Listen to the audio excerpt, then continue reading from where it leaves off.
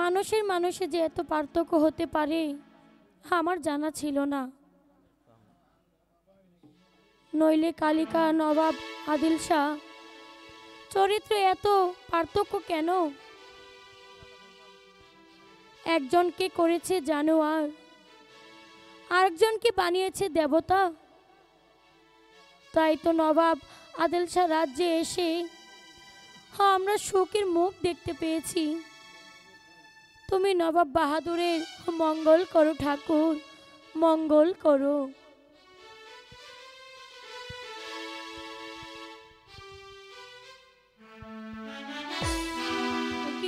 কে কে তুমি?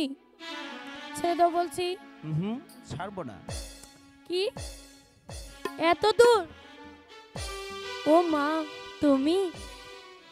আমি ছাড়া কার এত সাহস হবে যে তোমাকে স্পর্শ করে? যাও, তুমি না বড়। জানো শ্যামলী, মন চায় সারাক্ষণ তোমার কাছে কাছে থেকে আমার জীবনটা উপভোগ করি, কিন্তু কর্তব্য যে আমাকে শত কাজের মাঝে টেনে নিয়ে যায়। কাজ করেছো বলেই তো আজ আমি সুখী। নবাব যদি তোমাকে তার পাশে স্থান না দিতেন, হয়তো দুজনকেই স্রোতের শোলে বেশে চলে যেত। তবু আমার মাঝে মাঝে মনে হয় তুমি যেন কেমন অস্বস্তি ভোগ করছো।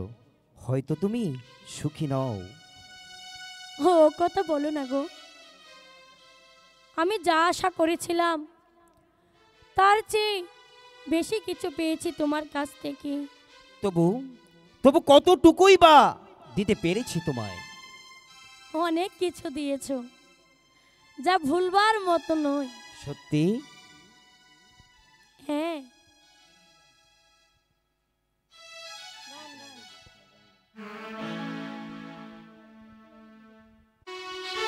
হ্যালো হ্যালো,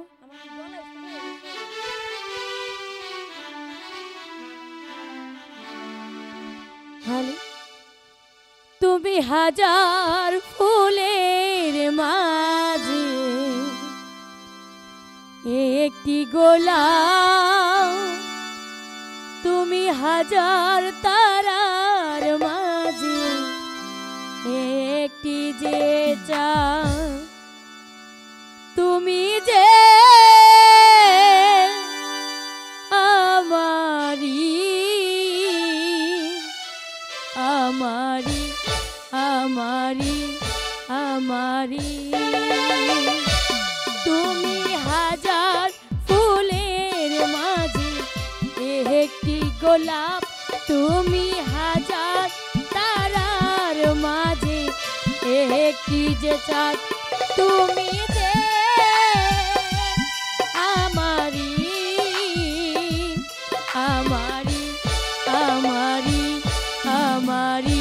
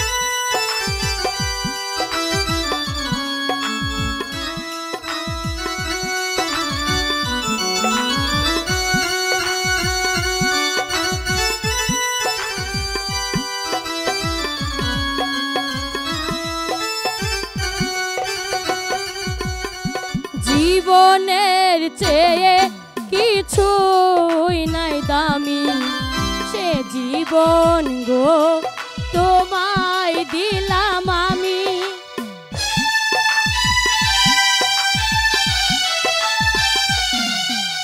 জীবনের চেয়ে কিছুই নাই দামি, সে জীবন গো তোমায় দিলাম আমি।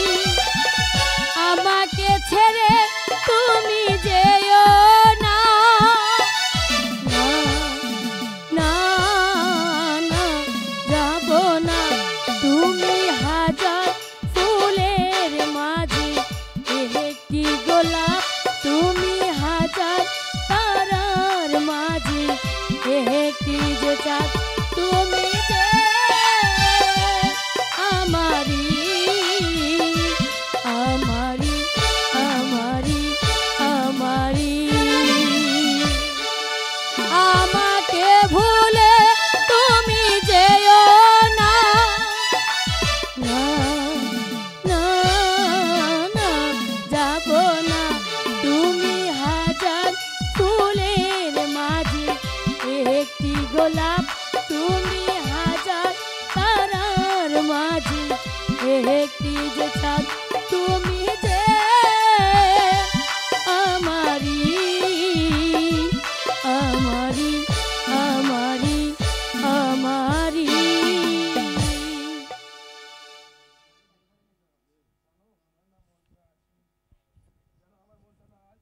জানো, আমার মনটা না আজ কিছুদিন যাবত কেমন করছে। জানি না বাবা কেমন আছে, দাদা কেমন আছে, ওরা কি করছে। ওদের জন্য যে আমার বরং ভয় হয়।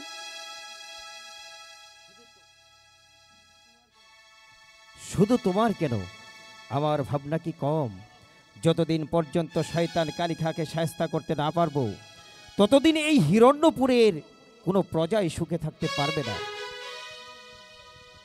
আমার মনে হয় বাবা দাদা ওরা কালিকার নির্যাতনে আমি যেন শুনতে পারছি কিসের অশুভ ইঙ্গিত। ওদেরকে কাছে না পেলে আমি যে স্থির থাকতে পারবো না। কেঁদো না শ্যামলী, কেঁদো না। আমি না হয় আজই যাব তাদের সন্ধানে। যেমন করেই হোক আমি তোমার দাদাকে মুক্ত করে আনবই। তুমি শান্ত হও শ্যামলী, তুমি শান্ত হও। চিত্রদা,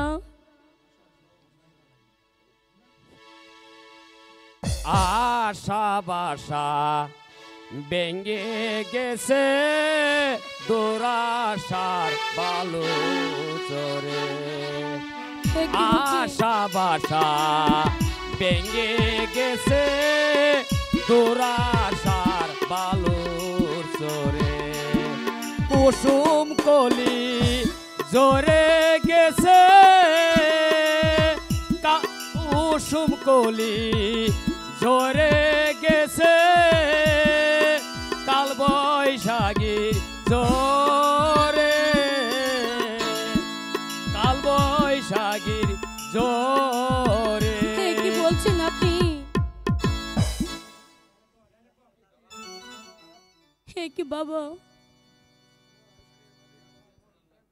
তোমার গানের মাঝে আমার মনটা ব্যাকুল হয়ে উঠলো কেন? মা, কারণ তোমার জন্য দুঃসংবাদ এনেছি। দুঃসংবাদ? বলো বাবা, কি সে দুঃসংবাদ? শয়তান কালিখা তোমার ঘর বাড়ি ঝাড়িয়ে পুড়িয়ে তোমার দাদাকে গ্রেপ্তার করে নিয়ে গেছে। দাদা কি এখনো কালিকার কারাগারে? হয়তো তাই, তবু শয়তান কালিখা তোমাকে না পেলে তোমার দাদাকে হত্যা করতে পারে। ও ঠাকুর, হে কি শোনালে আমায়। কিন্তু আমার বাবা ওই তো নীলহারা পাখির মতো পথে পথে ঘুরে বেড়াচ্ছে। না না না, আর কোনো লাভ হবে না বাবা। আমি আর শুনতে চাই না। আমার বাবা পথে পথে ঘুরে বেড়াচ্ছে, আমার ভাই শয়তানের হাতে বন্দি। এই জ্বালা আমি কেমন করে সহ্য করব? আমি কেমন করে সহ্য করব? যা কি মা, এইবার তোমার ভাইকে উদ্ধারের ব্যবস্থা করো, নইলে নইলে তার কঠিন শাস্তি হবে, কঠিন শাস্তি হবে, কঠিন শাস্তি হবে। ওগো, তুমি এখনো চুপ করে আছো, তুমি কিছু বলবে না? বলার ভাষা আমি হারিয়ে ফেলেছি শ্যামলী। যে শয়তানকে শায়েস্তা করার প্রতিশ্রুতি নিয়ে নবাব বাহাদুরের কাছে আশ্রয় নিয়েছি, এখন যখন তার কোনো কিছুই করতে পারলাম না, কি জবাব দিব বলো, কি জবাব দিব? আমি যে এক পরাজিত সৈনিক। তবু যে আর চুপ করে বসে থাকতে চলবে না। আমার ভাই কারা যন্ত্রণা ভোগ করবে, পিতা পথে পথে ঘুরে বেড়াবে, তা আমি হতে দেব না।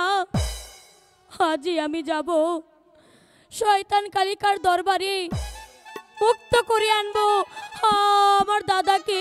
তুমি যাবে কেন শ্যামলী? আমি কি মরে গেছি? না না, আমি মরে যাইনি। শত্রুর ভয়ে এতটুকু দুর্বল হয়নি। আমি তোমাকে কথা দিলাম শ্যামলী, আমি তোমার দাদাকে মুক্ত করে আনবই। না না, তুমি পারবে না।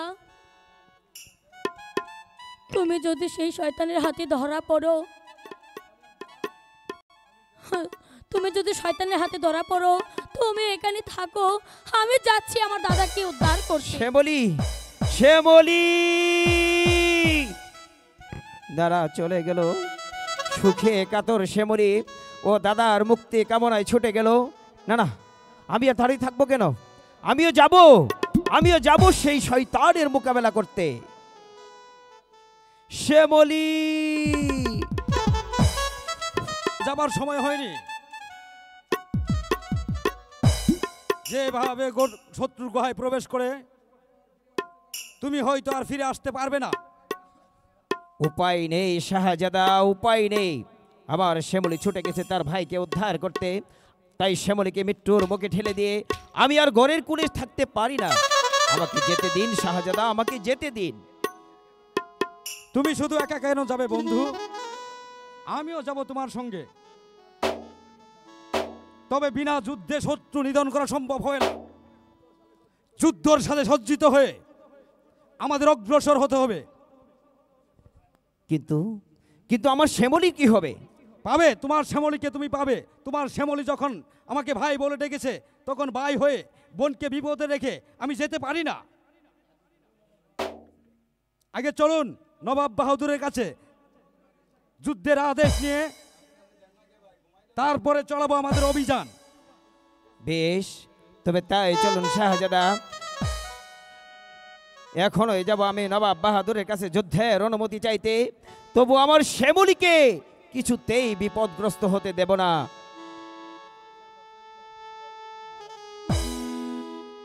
তোমার শ্যামলী যখন আমাকে ভাই বলে ডেকেছে, এখন ভাই হয়ে আমি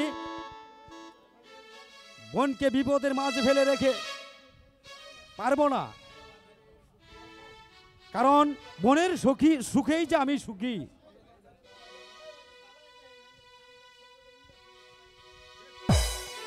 বেশ, তবে তাই চলুন জাহাপনার কাছে। তাই চলো বন্ধু।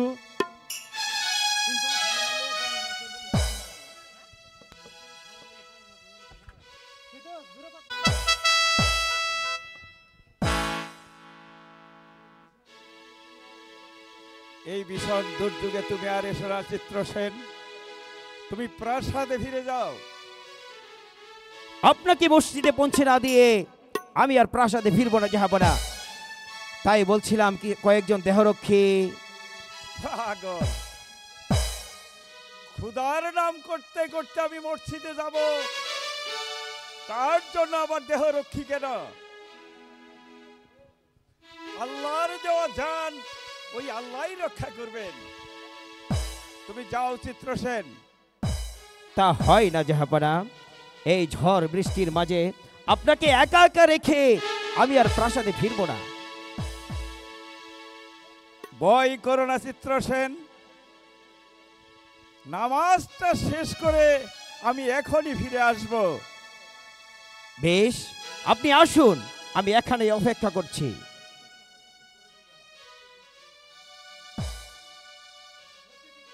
সত্যি চিত্রসেন, তোমার মহত্বের পরিচয় পেয়ে আমি মুগ্ধ। তোমার মতো ফৌজদার যার আছে তার জীবন বিপন্ন হতে পারে না। এ আমার কর্তব্য জাহাপনা।